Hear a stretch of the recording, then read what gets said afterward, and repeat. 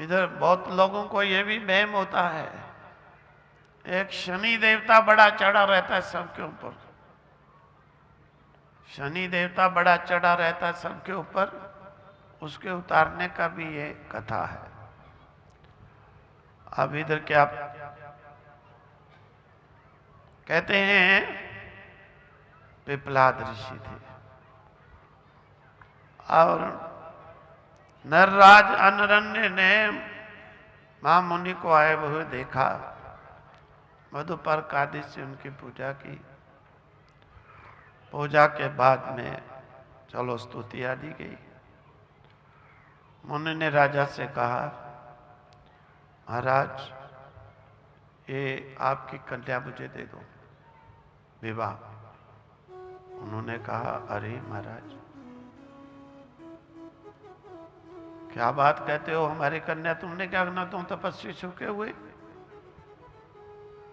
राजपुरुष दधीची पुत्र पिपलाद मुनि के तेज से डर गए। उन्होंने कहा, पिपलाद मुनि कहीं मुझे भस्म ना कर दे।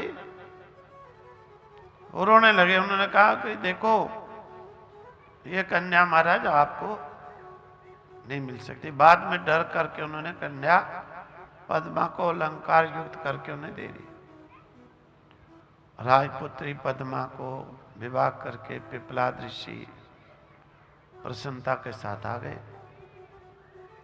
अब शरीर उनका बिल्कुल जर्जर हो चुका था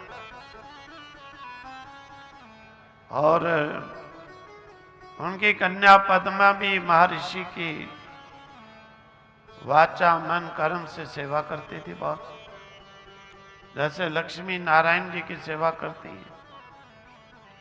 महर्षि पिपलाद जब युवा होकर के उस तपस्वी महात्मा के द्वारा पद्मा में पिपलाद के समान तेजस्वी 10 पुत्र उत्पन्न हुए।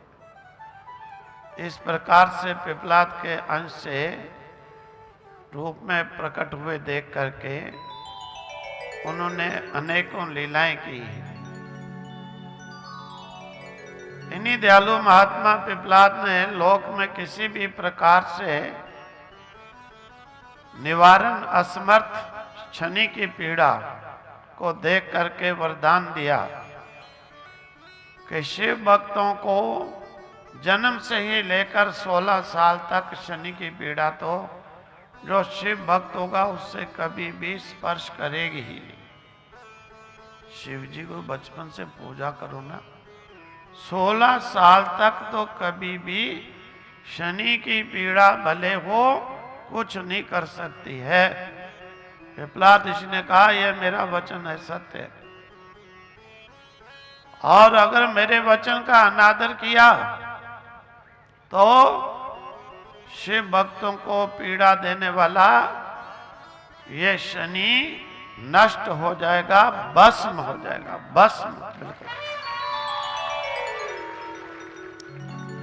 आज शनि अत्यंत क्रूर होकर के भी शिव भक्तों से दूर रहने लगा, कभी शिव भक्त को सामने नहीं जाता।